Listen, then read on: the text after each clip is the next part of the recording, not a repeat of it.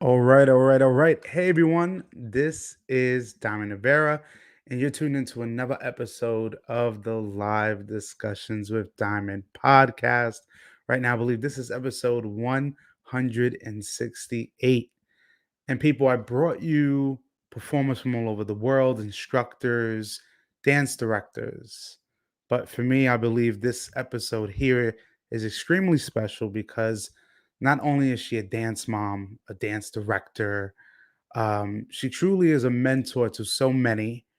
And in my humble opinion, her dance school, former dance school, Unified Dance School, has created some of the most legendary dances to date, some of the most amazing up and comers, and her children alone. For example, the one and only Caitlin Rodriguez is lighting up the stage, and for her as well, family is so important. So being able to have a woman that we're going to have on tonight is truly special because I feel having this platform, it's important to recognize truly notable figures that have dedicated so much, not only to their children, but many children. And honestly, everyone, I have the pleasure and honor of having the one and only Zenaida Aponte. Thank you so much, Diamond. Thank you for having me. Absolutely, absolutely. And as I said before, us knowing each other for so many years, I believe it's important now, me having a platform that brings artists, that brings creatives. I think it's also important bringing the people that help put others in positions. And for me, to see what you've done for so many years, and even now the new passion that you have that we'll talk about, I think it's really important to recognize people like yourself. Thank you. Thank you. I really appreciate it. Yes, and I mean, of course, we'll get into all of the success and the traveling and everything in between, but um, we have talked as well, but helping other people really understand how that dance journey started. I mean, of course, you have Caitlin, Jeremy, you've had the old Unified Dance Studio, and so many dancers coming in and out of your space, but also realizing how it all started. You actually told me this story Yes. privately, but kind of give us an understanding of how it all started for you. Yeah. Well, actually, and just keep it short and sweet. Um, it started when Kate was little. She did have a passion for dance. I did put her in a dance studio when she was 5 years old. She did just regular tap and jazz.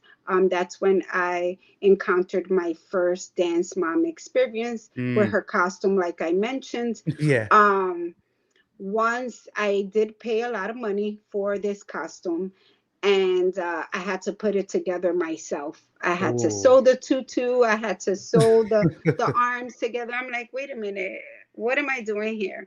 But needless to say, I mean, Kate did not show interest in dance as much as she loved to perform. When it came time to Mm. performing, she loved it. So I knew there was something special about her. There was that drive to Yeah. dance. And over that summer, I I bumped into a more Spanish oriented dance studio closer Mhm. to where I lived. So it actually worked out. And so I took her in. She started taking salsa. I believe it was salsa on one. That was like the first time she actually started dancing salsa. Mhm. And she loved it. She went, she was interacting with the kids, like they connected. So she always just wanted to be at the dance studio. um Next thing you know, now she, after her first year, she loved it. From salsa she joined hip hop, and Mhm. then from hip hop it was jazz and tap, and then next thing you know, 2 3 years in, she's into Bollywood. Now she's just living at the studio. She was loving it, and then that's where she met Matt. Matt was also Gotcha. at that dance studio. And I never forget. Now she's, it was a couple of years in now, and she was like 9 10 years old. Mhm. Everyone loved Matt because they didn't have that many boys, so Matt was Yeah. like the superstar of the dance studio. So and he actually got along really well with Kate. And then that's when I kind of found out she had a crush on him. I went to Kill Mad, Oh my and yeah. God. Yeah. So we then just kept things very cordial. We were on a very professional level. They're just friends. They're Yeah. babies. They so that's how we stayed. Then um, it just so happened that I came across an Apollo audition. So I brought it by the director and I'm like, hey, these kids are so talented Hmm. because we used to do dance competitions Yep. and they did pretty well at the dance competitions. But we were also told, like, you can never, you will never win like platinum or the high trophies Hmm. because you're Spanish. Yep. Like, these are um Caucasian type Yeah. of We know. competitions, right? Yep. So and we didn't care. We were bringing the heat. We were bringing the Yeah. salsa. So it's like, no, we're gonna go and show them. And so that was always our take. Like they didn't care. And this director, I loved her because, and I looked up to her because of that. Like, Hmm. yeah. Who cares? We are bringing salsa, Yeah. you know, we're going to show them that they need salsa in their lineup. Yep. And but again, we were always told, like, yeah, to them we don't belong. So it's like, oh, okay, like it is what it is. The kids are having a great time. Yep. So now the audition for the Apollo came up, and I'm like, hey, maybe we should take the kids. She's like, oh no, that's just a waste of time and whatever. Mm. But Kate, Matt, and it was two other girls, Renee and Yep. Jessica. And they're like, oh, but we want to do it. We want to do it. I'm like, you sure? So I go and I tell the other moms, like, hey, you sure? Like, I'm down. I mean, if they make it, they make it. If they don't, they don't. Yeah. So we went and we put like a little ensemble together and Okay. whatever, and they went and they did the audition, and then they made the call, and it's like, oh shoot, like we're in. Yeah. Okay, the kids came out, they were screaming, we made it. So I'm like, listen, let's go back to the school, let them know what happened, that we did the audition, we made it, and we're gonna go in with everybody else because we gave the studio name. Yes. So it's like and we're gonna represent, and then we're gonna bring everybody in, right? Hmm. That was actually the idea, but it didn't work out that way. Gotcha. So when we got back, there was a rehearsal going on. The kids were super excited, but they had to like maintain until I let the director know. So when I spoke to the director, she was like, oh no, I'm just not interested right now. I have my Hmm. own thing going on. This is the lineup. And we're like, but if you want, I guess you guys can do it, but I don't want the other kids feeling like you guys were handpicked. So don't use our name. So that's Mm. where Unified came up. Because we're Wow. like, okay, so we got to think of a name, something unique that is going to mean we're going to stick together no matter what. Hmm. And that's how Unified came about. They thought of Unified. So we're like, okay, that's cool, that'll stick. So that's what they went in, and they went for a couple of rounds. It was pretty fun. It was a great experience. They met a Hmm. lot of people. um I screamed so loud I almost passed out. Like, that's how insane that experience was. But it was great. However, in doing that, they would then invite it on a cruise Hmm. with Gilberto Santa Rosa. It was like one of the first salsa cruises Yeah. before ADC came out and all of that stuff. Yeah. So they were invited on this cruise. Now Kate was like, Ma, I really want to do this. And I'm like, hey, we're in there. Don't worry. Now, Matt was more like, oh, I don't know, but I really like what you're doing. Because Yeah. then that's when I accidentally bumped into Mambo 101. I was at the Mm. Puerto Rican parade and I saw these kids dancing phenomenally. I Yeah. was like, wow, I love them. I got to take my daughter there, right? Yeah. But here comes these flyers, and it's like, wow, Mambo 101, this is it, right? Yeah, okay. So we went and I enrolled them. I'm like, yay. So where's your kids? He's like, oh, yeah, they come on Saturdays. And I'm like, oh, okay. So we're going to come back on Saturday. So we go. And I'm like, okay, so where's all these kids I saw dancing? Yeah.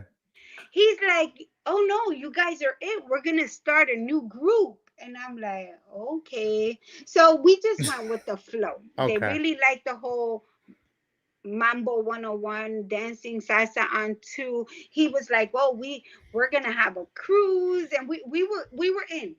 Mm. Long and behold, the group we had originally seen was Starlight. That's who we saw dancing And that was at. me. Yes, that's who we saw dancing at the Puerto Rican parade. Yes. Yeah. But the people who came around giving It flyers was Mambo 101. happened to be Mambo 101. And we're like, oh, yeah, that's where we're going. Oh my So God. that's how we never made it to Starlight. Because I'm like, wait, but where's all the kids I saw Yeah. dancing at the parade? So yeah, that's actually what happened. We would have originally Yeah. ended up at Starlight.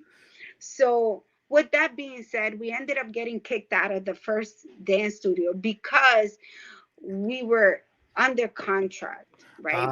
Yeah. Um, where basically, and contract meaning that the the competition dancers could basically only dance with that studio. Yep.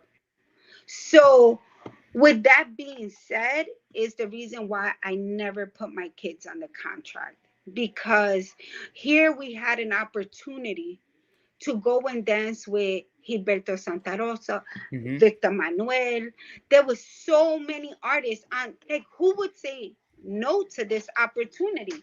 Yeah. So and we're like, listen, this is not another dance studio. This is not, they don't even have a kids program. They don't do competitions. We're not leaving the studio. No, if you go, you're out. So it's like, I'm sorry, I'm not holding my daughter back from this opportunity. Yeah. So I left. Next thing you know, so did Matt. Then so did Renee. Yep. And so did this other girl, Rosie. And it's like, oh shit, what did I start?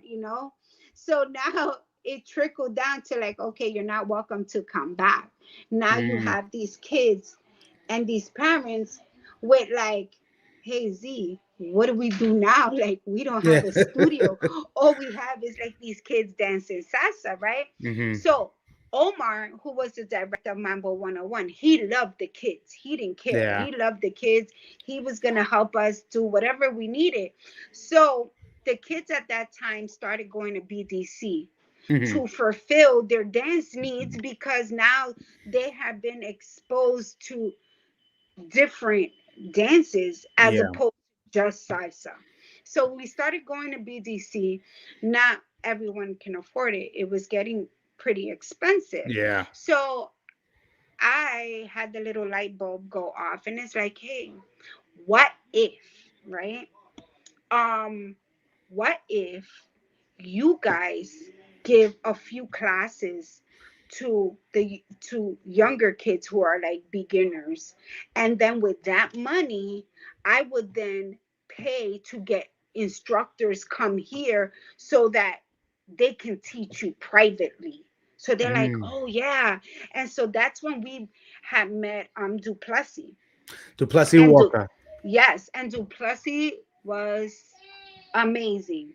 Like, I loved her.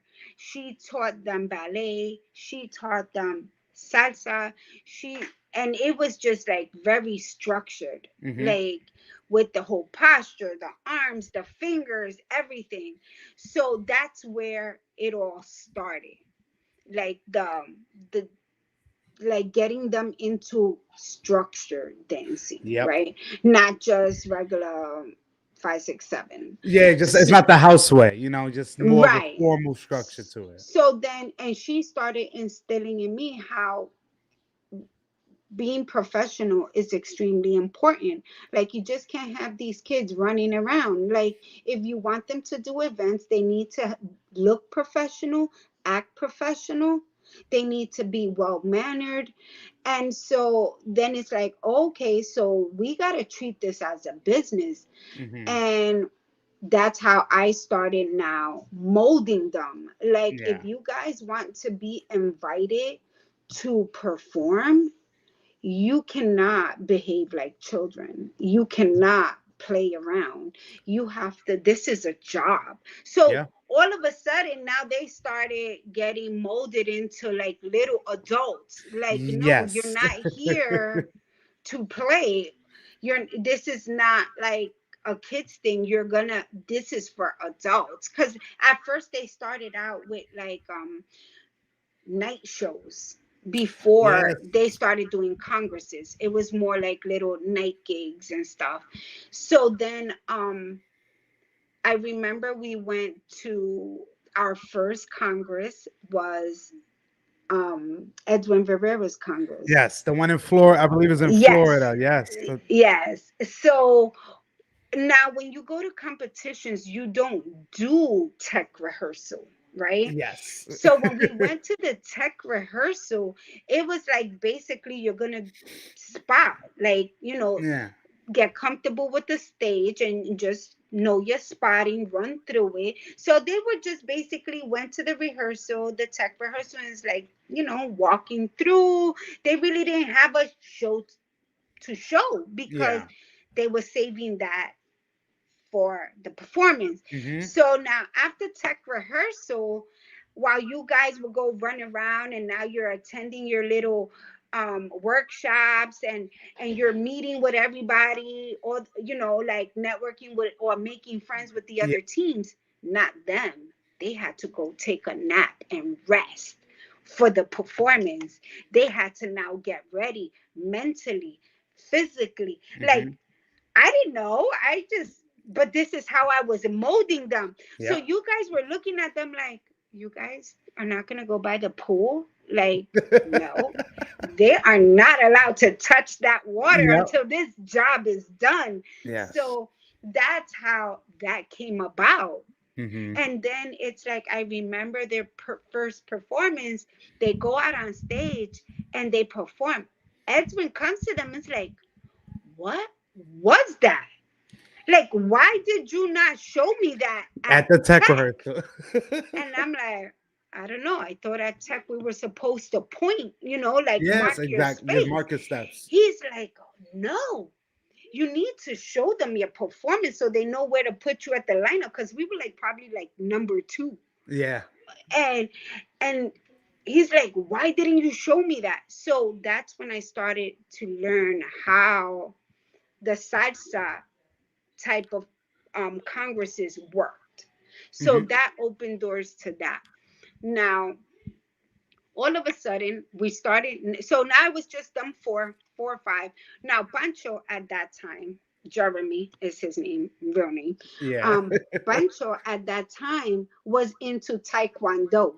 Yes, I So I remember was a that. I dance remember. mom and he was always in Taekwondo. So I was always going from recitals, competitions, running across town to Taekwondo meets and bouts with him. It was always something crazy going on with both my kids. So Mhm. now that we're at the studio and it's like, okay, you're gonna start teaching. It's like Pancho was a black belt. He was getting ready for the Junior Olympics.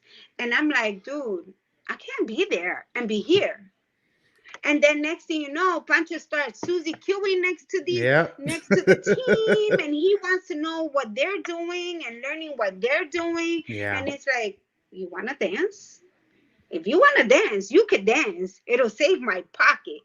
My mom was so heartbroken because that was her thing. And so Pancho left Taekwondo and then became a dancer. Wow. So yeah, so he now joined the group. And then here comes along the Dominican family, Oh my god. Oh my god. my baby's kids. Yes. They all came in. Well, first one girl came, Stacy. Yep. And we had our eye on her because she was from the old studio where we originally came because Stacy Mm. lived by where we lived in Brooklyn. So Yes. we're like, oh, she's here to spy. And she was like, oh no, I just know Kate and I know they dance really well. Hmm. My cousins also want to come. And Oh, we're like, okay. So Stacy comes and then Steven comes, then Pamela and yeah. Emily, Oh, and then God. Bebe came. Bebe was the biggest one. I'm Yes. like, how y'all call him Bebe? He bigger than Yeah, all he's of a bigger you. than all of y'all. Yeah, but actually, Bebe was the baby of the brothers and sisters. He was their uncle Mm. to all of them. Yep. I remember. So that's why how he got his name, Bebe. And then Candy came. So now we had a full blown studio Yeah. without wanting one. So they just started putting things together. We did have we they were being taught by Duplessis as well. We also had a hip hop instructor at that point. His name was Darrell, Hmm. and then he used to teach them. But some of the kids were still beginners, so the instructors would give me a hard time, like, "Oh, we're not here for that type. We're here Mm. for more advanced, serious type, right?" So it's like, okay, what do I do now? And Yeah. that's when Kate and Matt was like, well, you can continue to teach, get us trained. We can teach them. Yeah. And I'm like, you sure? That's like too much. You guys are still young. Like, Kate was only like 12, 13 years old. And Yep. she's like, Mom, but they listen to me. They relate to me. So Matt and I can do it. So I'm like, okay. And it saved me money, Yeah. right? Hey, hey. So it's like, okay. And then their first routine was please don't stop the music. I remember that. I Right, definitely. with the nerd, and Yep. then and they would come out with the boombox. Yeah, so that was their first piece together. Um, and then from there, it just started growing. Yeah. and and it's crazy because, like I mentioned to you before, I'm not a dancer. I Yeah. didn't go to school to own a studio. I went to school for business because I wanted to open up a daycare center. Hmm. So I'm not a dancer. I didn't know anything. I don't know nothing about clave. I don't Yeah. know any musicality. I i know that through the congresses I was able to meet amazing people, amazing instructors, other directors that were willing to help me. Yeah. One lady who I till this day still go to for advice and still serves as my mentor, she walked me through it all even without asking, was Debbie Melendez. Mm. I'll never forget our first meeting. We met at a diner and she's like, "Listen, this one is going to go through this. They'll tell you this. These are the prices I suggest. Stick to this. These books you order from here." Like, she basically, like, just helped me Yeah. voluntarily. No hidden agenda, no anything. Yeah. Like, she opened her arms and welcomed me into the scene that I didn't really know anything about. Yeah. um and I was so grateful to her, still to this day. And it's funny because now my daughter's at Dancer's Dream. Yeah. And yeah, I'll get that. My daughter does is not a really good dancer, but Debbie loves her, and I'm like, Yeah. okay, I would have thrown her out already. I Oh would my have been God. having that conversation with me, like, listen, maybe your daughter needs another hobby. Hmm. But she loves it there. She's comfortable, and Debbie loves her, so we're happy there. And I just go pay my dues, and I sit Yep. and I mind my Now, business. now you're in a different role. You're in a Yeah, different yeah. position I now. just mind my business. I tell Debbie, whatever you need, I'm very supportive, Yep. but I mind my business. So getting back to the studio owning thing, yeah, I don't through networking, I met Sonia Rivera. Yes. She I, was my number one choreographer. I was at that time I met Sonia in Tampa at the Children's Congress. mhm. And she was there with her Puerto Rico team. At that Diamond time, dances. yes, Diamond Dancers. Sonia lived in Puerto Rico. I would send for Sonia. Yep. from Puerto Rico, and she would teach my routines. Within that week, she would teach all the teams their routine. Um, and I would say I like five or six, and Wow. then she would build it. And during that week that Sonia was here, everybody knew you did not have a life. You were Yep. there to train, to learn, and that Yeah. was it. When Sonia would leave, she will have a we will have our full blown, all of our routines were set for the year. And then Kate would clean them. Hmm. She would then break them down and teach it from start to finish. Yeah. She would clean them up, and she would make sure everyone is now on the same beat, same everything, hands, everything had to be precise. Because I was not a dancer, because I was not an instructor, Hmm. I went solely by, if you bore me, this is not good. If you get my attention, That oh is yeah, good. it's good, because I was a really tough crowd to please. Hmm. I hate watching performances. Ah, I hate it. Like, Wow. I don't mind debuts. I love debuts because it's the first. But to see you at every Congress doing the same routine, yeah, by the second time, I'm not watching no more. And my daughter knows it. I only attend her debuts. It's not that I have anything against any of the Yeah. dancers. It's just that, and please kill the number after the year. If Yeah. you're still doing this routine after 5 years in a different Oh, no, costume, no, no, no, trust no. me, I know. I know. And Yeah. I am not going to clap for you. No, No. you gotta give him the look, like you need Yes. to get up. But Yes. it's interesting, Zenaida, because as you talk about this journey, me being younger, being from Starlight, and watching Unify grow from the earliest stages to, as you talked about the Dominican family, as I remember coming to Unified and realizing the one fact about that family, if one is gone, they're all not coming. That's Right. one thing we could say. Right. But another thing I would say is I completely agree of how the studio was ran is where the results came in. I remember those moments when we were younger. Some of us would be in the pool area, and then some of us, or me, I understood talking to Matt and Caitlin, oh, this is your routine. This is how you do things in order for Showtime to come and have the most premium results. And Right. it showed. And one thing also I would say is I really felt with Unified, it was a true game changer, in my personal opinion, in the dance scene, especially in New York, because I believe, even though it's been done before, you were the first team to make hip hop stand out at a Right. salsa event. Right. And literally, they would clamor just to have you guys close. But then you would come with the salsa routines and the cha routines. And it's like, oh man, it's just a triple threat. And Right. and realizing then over the years, your students are now becoming better. Besides Matt and Kate, the students that they're teaching, for example, Charlie Garcia, Right. and but realizing that kind of history you built and those many years of teaching, all the way from the Fordham days, having just that group of kids at one point, and it starting to blossom, and you're starting to get more kids.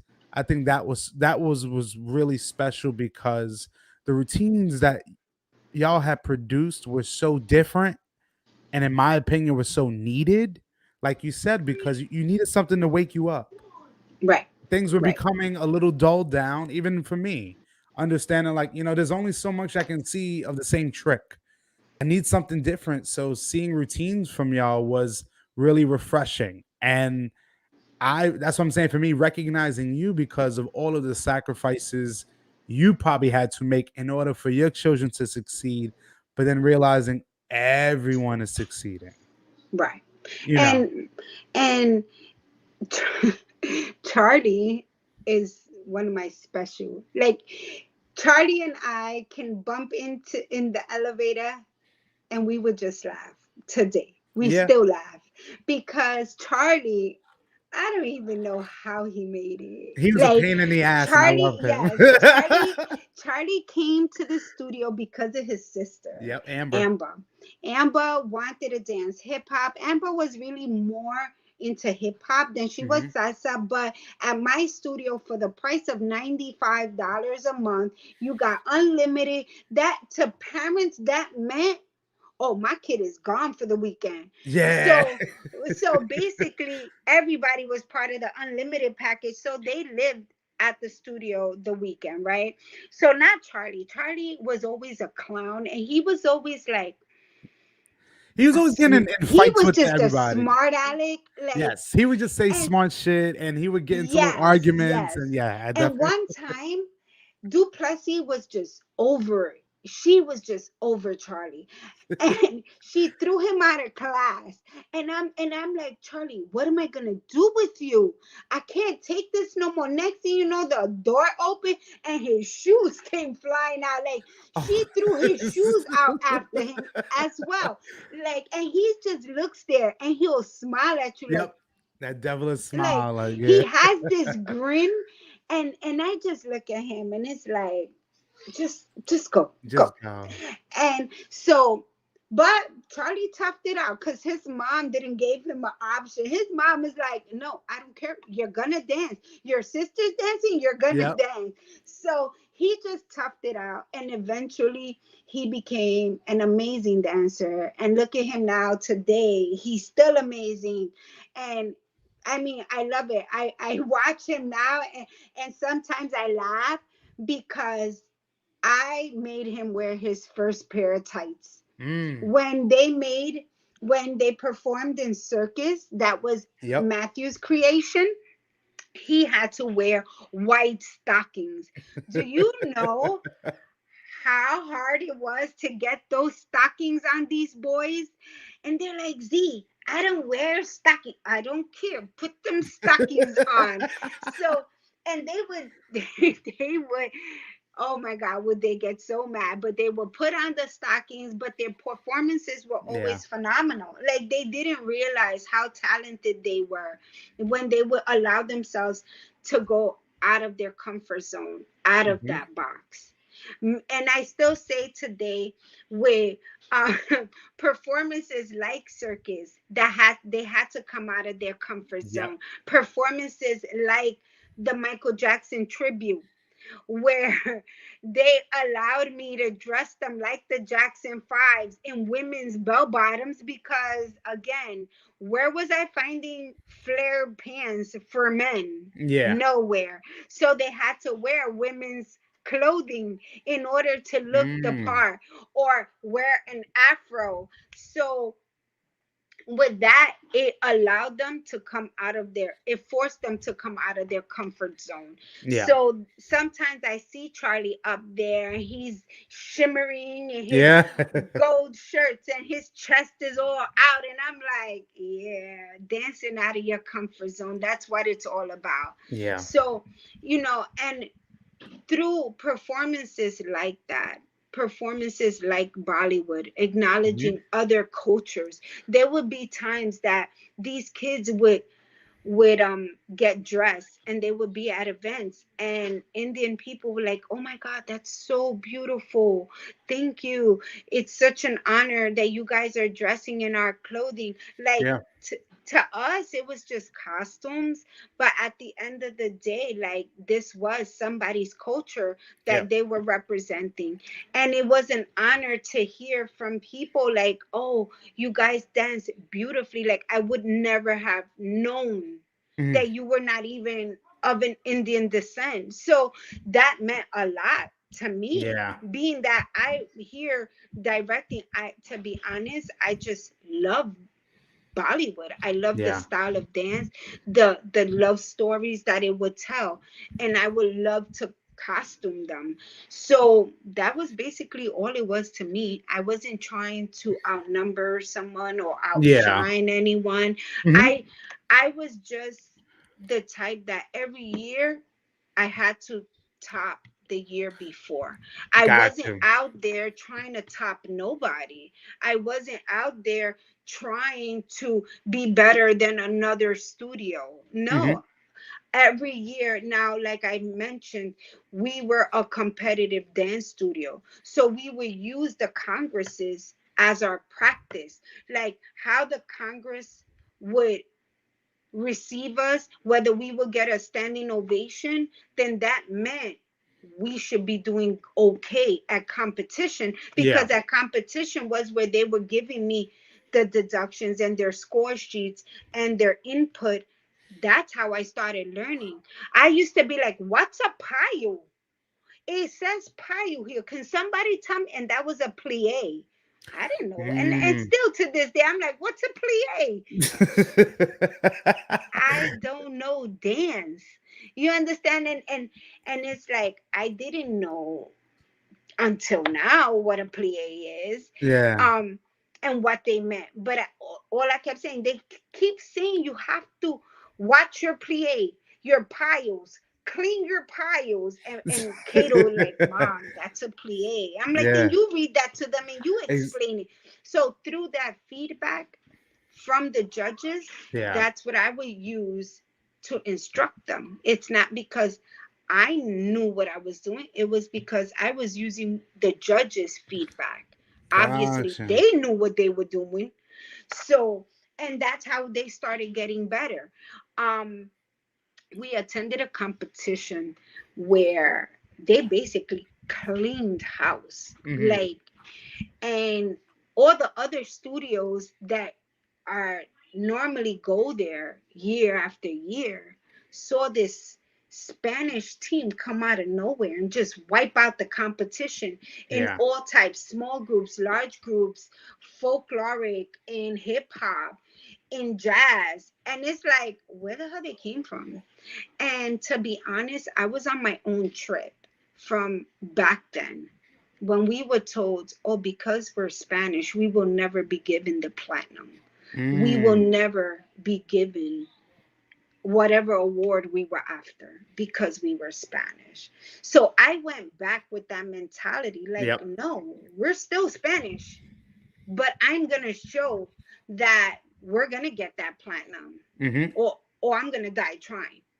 But sure enough, all that, how I molded them, like things had to be clean. At first, I was really crazy. If you speak to Bebe's kids, yeah, they have crazy stories about me. And even Kate and Matt, when they have Friendsgiving or they come for barbecues, they Yeah. tell me how crazy I was, and I'm like, oh my god. I was so abusive. I'm so sorry I did that to you. Like, me today, oh yeah, that but lady was crazy. but the thing is that you had to learn from it, and that's the thing is realizing. I believe everything makes sense because everything that's been in your path, everything, every obstacle maybe your children have faced, every congress, every competition has helped mold them into the Yes, people they are. yes, Just absolutely, some of them are still absolutely. dancers, some of them have new phases in their life. Yes, But I I can say it, totally yeah. agree. And I can I can mhm, I can tell you that the different me that throughout the years, yeah. because eventually I did change. I did Yeah. change my ways because I was gonna end up sued. Yeah. So you see, not by the Dominican family, they didn't care. They were like, "Take my kids, Yeah, Z. yeah, I trust you. Take my kids." yeah. Like I was the only director with a full blown kitchen in my trunk. Yes, so Like, again, we were extremely humble. mhm, I felt that there was a lot of congresses, like for example Texas Congress. Not everyone can afford plane tickets, not yeah, everyone can afford the expensive hotel yeah. fees. So what we would do is we would fit 6 kids in a room and we would split that cost. And even if it meant that I would be the one sleeping in an air mattress. And I'll never forget one time Carlos from Sapphire walked into my room. That was when Kate was in Sapphire. Yeah. He walked in, he's like, Z, pero ¿qué tú haces ahí? And I'm like, what? I'm going to sleep. I'm tired. Like, No, I'm not bougie. No, I'm Hmm. extremely humble. My dancers have to rest. My dancers get the bed. Yeah. I'll sleep on this air mattress and we'll be okay. Like, that's just how I was. Like, I Hmm. always made sure my kids were taken care of. And my kids, meaning my dance kids. Yes. It Yes. was it was not, it was a business. Yeah, the bills had to get paid, but I was in on a different mission. I don't know. I I used to get paid when I would see those performances at the end of the day, or I would see how happy and accomplished they Yeah. were, and or they felt like, wow, we did that. Hmm. So much hard work, so much struggle, so much obstacles, because our journey was never easy. Yeah. I was never that studio that was about money, money, money, but my humbleness couldn't pay the bills. So there would be times that it's like, oh, okay, we're facing eviction, like, Yeah. but who cares? We got to keep dancing, right? Or we don't have, we can afford like one of those heating systems, right? Yeah. So it's like the kids will come in with their coats, or we would just have space heaters. Like, no matter what, we got the job done. In the Yes. summer they would come, they were sweaty. Oh Why? yeah. Because we couldn't afford to have a AC system, but they didn't care. They would still show up, whether it was Yes. cold, they would show up, whether it was hot, they would show up. Like, it didn't matter to them. On holidays, they would tell their parents, like, yeah, we got to go to the studio. Sonia's coming. We're going to have Thanksgiving on the road, or we're going to have Thanksgiving at the studio. Yeah. There would be a blizzard. We would be caught in. Yeah, we got Dan. Sonia's coming. So that also made my job worth it. All the Mm. sacrifices Yep. worth it, because I knew I had a bunch of kids that were just as dedicated. And with that being said, then came the ever like, oh wow, I want to be a part of Unified. I want to do that. I want to do that. But not everybody had what it took. Yeah. Not every parent had that dedication. Yeah, my daughter's an honor student. We are not staying here till 11 o'clock at night. Yeah. Oh, yeah. My daughter cannot survive your 20 laps around the block, entire block Hmm. punishment. My daughter's asthmatic. So, um, that started that new trend. Like, okay, Zenaida, this is a business. And if you want this clientele, Yeah. you need to start treating it as a business. So now it went from dancing from 8 in the morning to 11 o'clock at night to, okay, this is the schedule. Everyone comes for an hour. And now we were there now from, let's say, 11 o'clock in the morning to 7 o'clock latest. So that started the new era of dancers. And although, Yeah. yeah, there were still dedicated dancers, but I started losing my connection. Like, Mm. whereas before, wherever I went, I had 30 kids following me.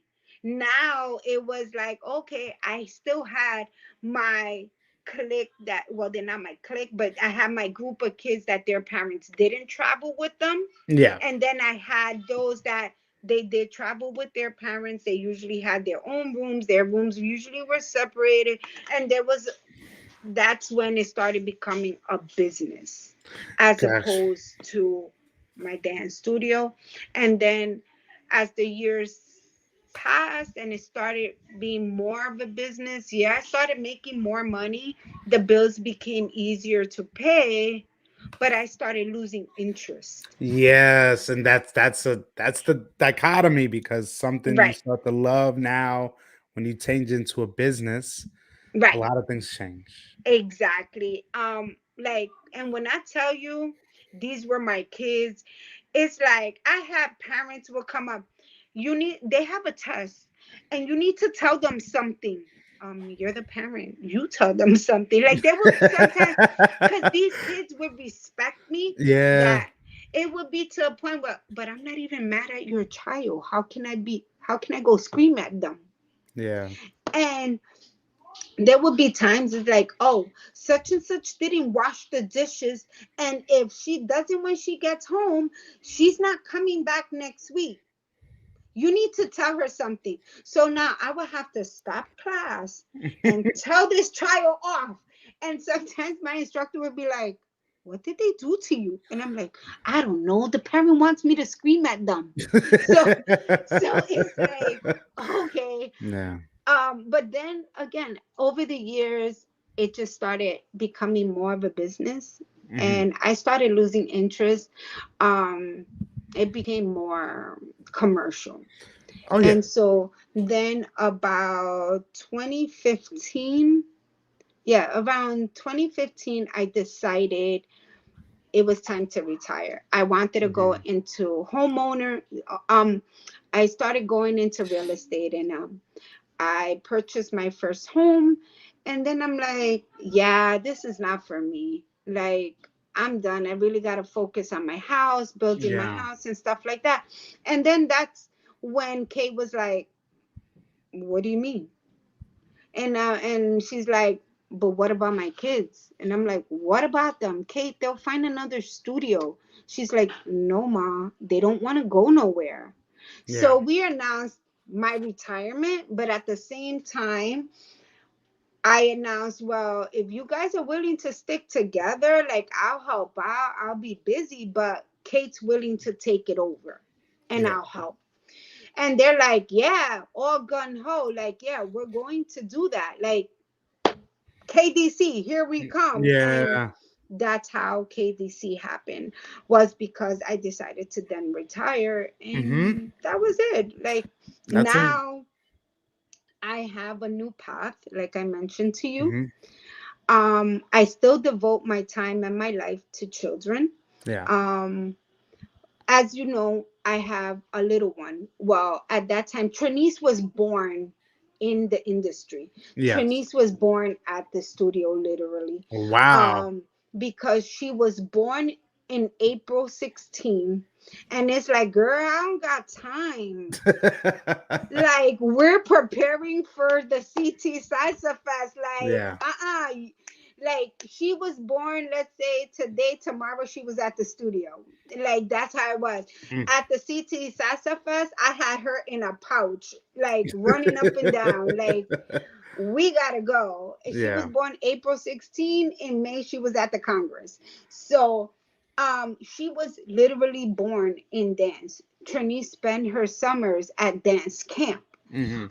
You would think she would love to dance. She didn't. She doesn't. She's not into it. She was born with three left feet, just like her dad. Yeah. And me being the director I was, I'm like, no, mommy, you bad. Like, there would be times that, but she loves dance. She loves it Yeah. in her mind, just her body don't cooperate. So, and no matter how much training, so she always had her own little flow going.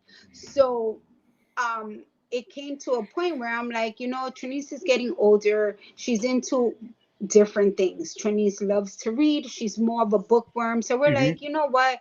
We like to do museums and stuff like that. So that is when I decided I wanted to really leave dance. Trinice wasn't Yeah. into it. Kate was getting older, and then she took over with KDC. So then as Trini started getting older, she was always going to people's baby showers and asking them, excuse me, when you see the stock, can you send them to my house? Excuse me, can you tell Mm. the stock my mommy's waiting for a baby? And, she really thought the stock brought babies. Yeah. So that's when we decided we were going to go into fostering. And we're Mm. like, Pancho decided to join the Marines. I was starting to have empty nest syndrome because now I had Yep. my house and now Pancho was gone. And then it's just Kate, and who was always traveling. And then I was stuck here. Trinice at that time was only like 7, 8 years old, Yeah. asking for siblings. And I was too old to carry them Yeah. myself. So we decided to go into fostering, and she was very involved, very into the classes. And like about 5 to 6 weeks into the classes, we were then given the news by my cousin. She's like, "Oh, um, her." It's just a weird story how we got Ali. Um, he's my compay Mhm. who was married to my cousin, and they had kids. They were common law marriage. They had kids, and so he was incarcerated, and then Ellie's mother had lost her kids into the system, Mhm. so they automatically took Ellie away when she Yeah. was born. So they're like, Z, I know you're doing the classes, can you take her? And so we're like, yeah, sure. Like, if we're gonna take a stranger's baby, might as well, take this baby. Mhm. So, needless to say, after 2 months, we ended up getting Ellie, which her name is Elizabeth. We ended up getting Ellie into our care. Like, Ellie came into our lives and just put her crown and said, yeah, the queen is here. Queen Ellie is here to brighten up everybody's lives, everybody. And she just filled our life with so much joy. Mm. Um, and it's That's interesting because she was such a perfect little baby, such a quiet, good baby, never bothered, never cried, didn't really have much needs. yeah. um but Ellie started showing signs of delay, Mhm. being delayed when she was about a year and a half. So I got her evaluated. I used to actually think she just had a bad attitude. She was a girl, Yeah. right? And I'm experienced with girls and their Yeah. attitudes like Kate. So I'm like, something's just off about her. Like, I don't know if she's deaf or she just ignores me. And so, needless to say, we got her evaluated, and the signs of ignoring, the signs Mhm. of hearing impaired were actual signs of autism. Gotcha. So Ellie was diagnosed being on the spectrum last year. She started doing early intervention, and she is doing amazing. Mm. Like, people see my Facebook. I'm not kidding. Like, she can't communicate because kids who have speech issues, they can't communicate. They know words, but autism is a neurological Yeah. issue, so she can't process it as well. So she knows words, but she can't tell me what she wants, what are her needs. Mhm. So um she she can sing, like, and she's extremely smart. She knows how to recite the alphabet. Like, last year, she was only she had just turned 2. When she was a baby, she used to like Sesame Street video, Mhm. but it was only that one video, but it was Mm. 2 hours long. So what mom, right, would interrupt that? Hey, quiet baby, 2 hours Yeah. works perfect. So I didn't realize that she learned that video front and back. So she knew the alphabet front and back, even backwards, at the age of 2. Mm. And I'm like, okay, do I have a genius? No, it's just Ellie. That's just how she processed. So now she knows Twinkle Twinkle Little Star. Yeah. She knows Jingle Bell. She knows so many songs. And I'm like, but how? If you can't even tell me I'm hungry or I want a bottle, but Yeah. she will sing. So I'm onto it. I'm onto it. I Mm. take her to singing classes. She goes to dance at Debbie's. She wanders around, but I tell them, don't give up on her. One day she's gonna come out dancing because she does 1, 2, 3. She knows her salsa. Mhm. She does her 5, 6, 7. She likes to twirl, so it's just giving her time. But I do take her to Dancer's Dream, Yeah. even though she's not learning how to dance Mhm. right now, but she is learning how to socialize, how to be Yeah. with other kids. Um, they love her there, and she loves them. So they're doing an Wow. amazing job with her.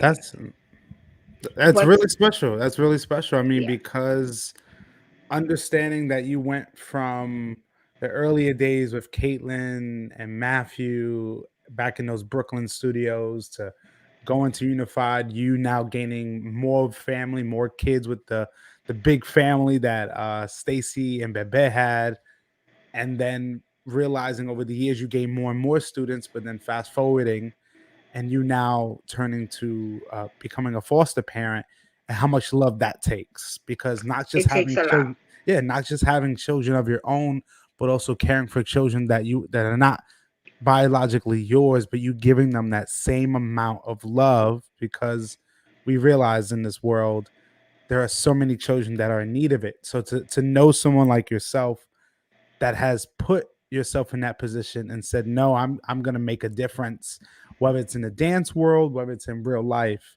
That's something for me is truly special, and realizing your story or kind of glimpses of your life that have been really special. Even now, you talking about Ellie and just seeing the smile and the joy that you have. I think that right there is really reminiscent of someone who truly cares. And And it's funny you say that because I was really skeptical. I was nervous mhm, because I love my children. I adore my children with all my heart. And when they said we were going to get her, I remember telling my husband, I'm so nervous. He said, why? I said, what if I can't love her? She's not yeah, mine. And he was like, no, you'll be fine. And I'm like, how do you know? He said, because I love Kate and Pancho like they're my own mhm, and they're not mine. It's basically the same thing. He says eventually you will grow to love them. And yeah, and you know what? He's absolutely right. I love Ellie with all my being as if she was my own.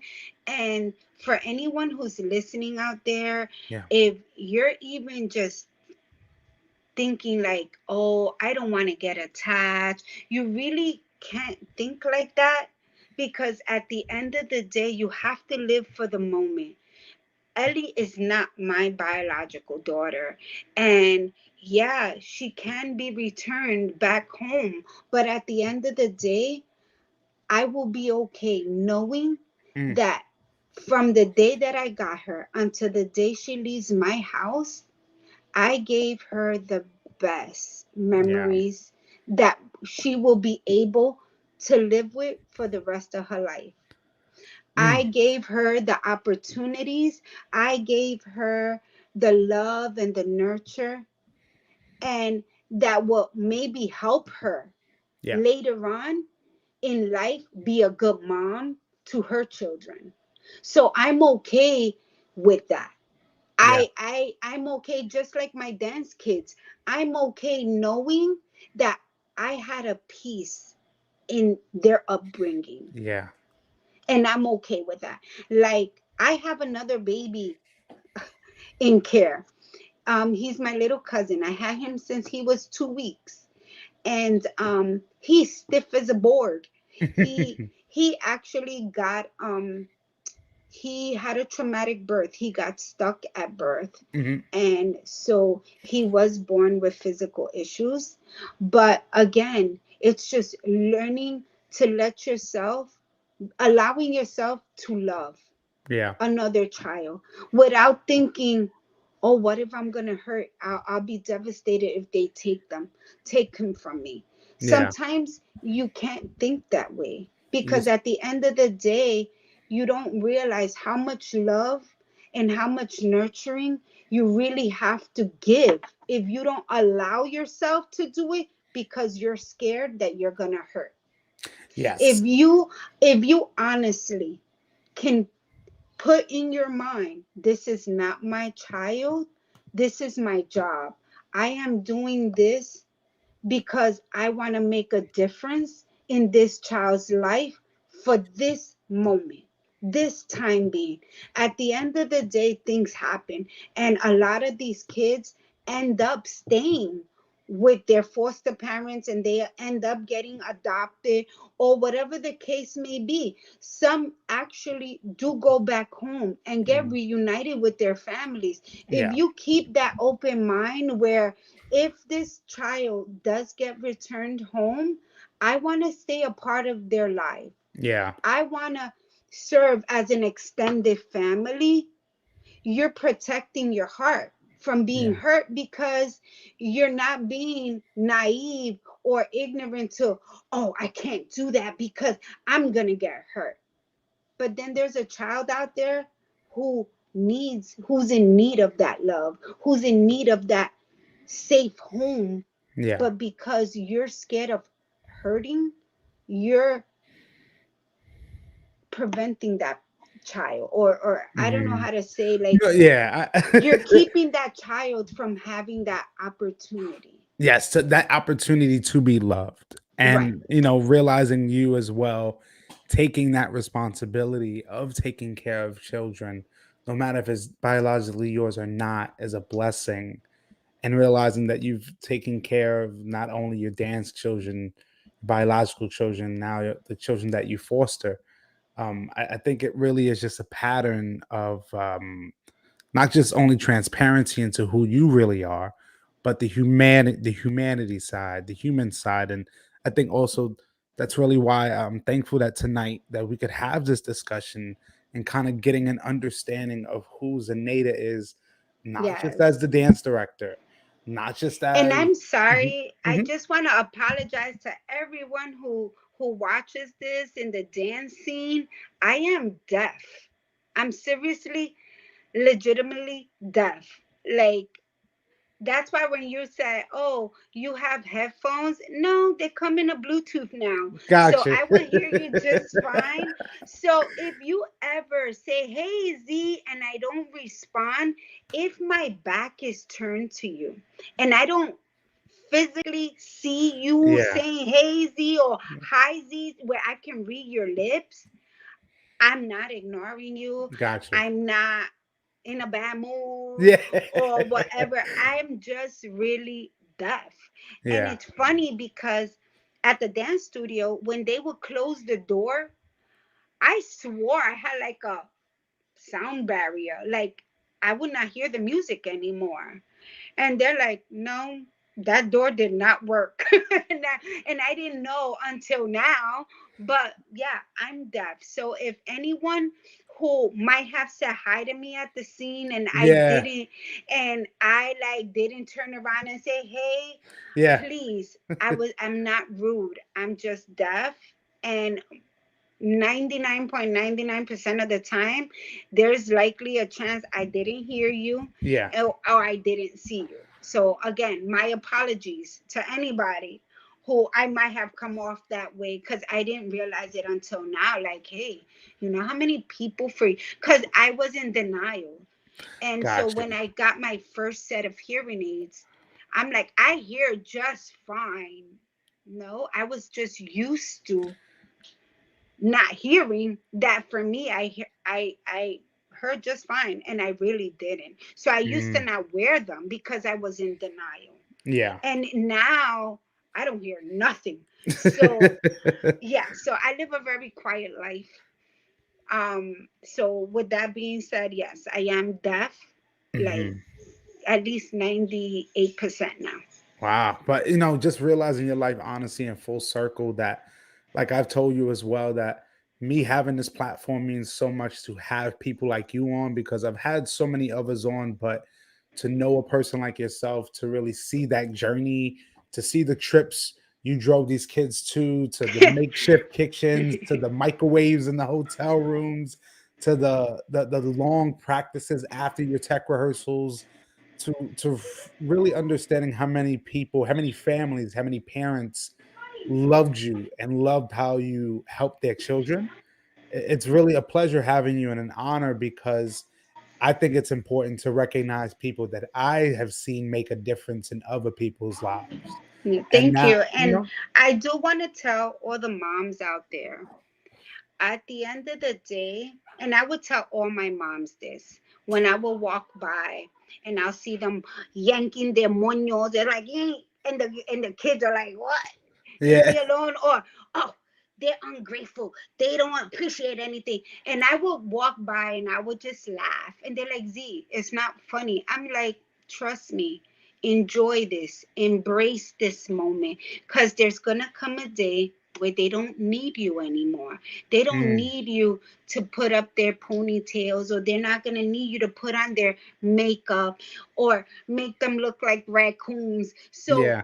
embrace these good moments, bad moments, Mm. hair pulling moments, because it's all gonna fly by, and you're gonna turn, once they turn 16, it's all downhill after that. After that, the years just fly by. Next thing you know, it's sweet 16 time, and then it's 21. They're off to college, they're graduating college, they're having the grandkids. So I tell all the moms, embrace it all, the good times, the bad times, everything, the arguments, the, oh, you're not gonna go to dance moments, everything, because at the end of the day, tomorrow's not promised.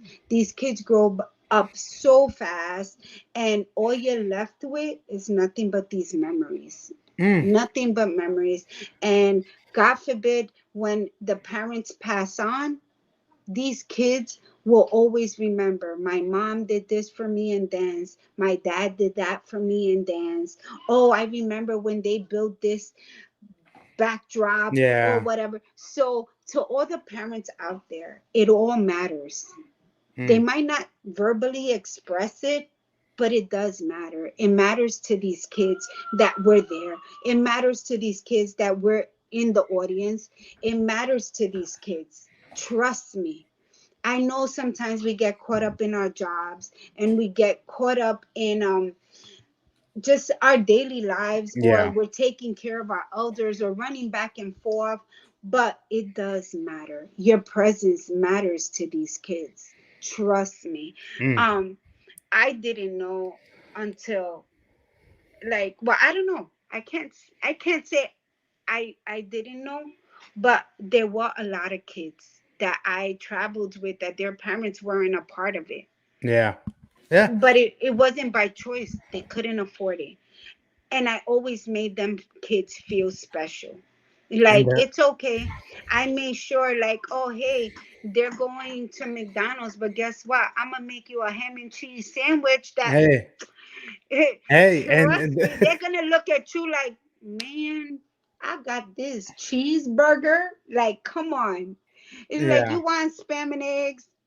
I got you. So, I just let the parents know, make Yeah. it happen. And you don't need to eat at the restaurant. If you pack a sandwich, make it happen. Because at the end of the day, it all matters to these kids. Mm. They don't care that you're at the suite, they Yeah. just care that you're there. That is exactly true. And to just kind of understand your life and how you've approached things and the lessons that you've learned, everything really comes full circle. And I think really closing now on that is, like you said, it all matters, and everything you've done matters. And I know the people who will watch this episode and will continue to watch this will learn so many lessons from you. And Zenaida, I really thank you so much. No, thank you. And I'm so happy that I got this opportunity to share who I really am, Yes. because I am shy. And a lot of times I would just send my kids to give the music, Yeah. or and no one really knew me, because I always told them it wasn't about me. It's always Hmm. been about the kids. No one needed to know who Zenaida was, because Yeah. Zenaida don't dance. But these kids do. Everybody knew who Unified was. Yep. And then they would be like, and who's the director? Her. Yeah. And you would see me like, hey, sewing a shirt, sewing a Yeah. collar. Yeah, that's me. And that's who I'm about. Hey, So and that, thank you. Thank you for absolutely. having me. This is a way to give you your flowers, and I thank you, Zenaida, for everything you do and contribute. Thank you, Diamond. And I wish you all the best in your podcast. Like, I think you guys are amazing individuals. Like, I am so Mhm. proud of your era. Like, you guys in your era, your age range, are doing phenomenal things, always doing something with modern technology. And I'm so happy. That makes me proud. And trust me, your mentors are extremely proud. Thank you, thank you, and again, recognizing a figure like yourself, no matter how near or far, is why I do it. And again, I thank you for being a part of this because now I feel like more people can say, "Hey, they know a little bit more about you than they knew before." So again, I thank you for coming and stopping by. I know Thank you're a you. busy woman. I thank everyone who's tuned in, who will tune in. It's been another special episode, episode 168, with the one and only Zenaida Aponte. So everyone have a great night. Stay safe, Have a and good we night, will. guys. Be safe. Happy holidays to everybody. All right. Bye. Bye.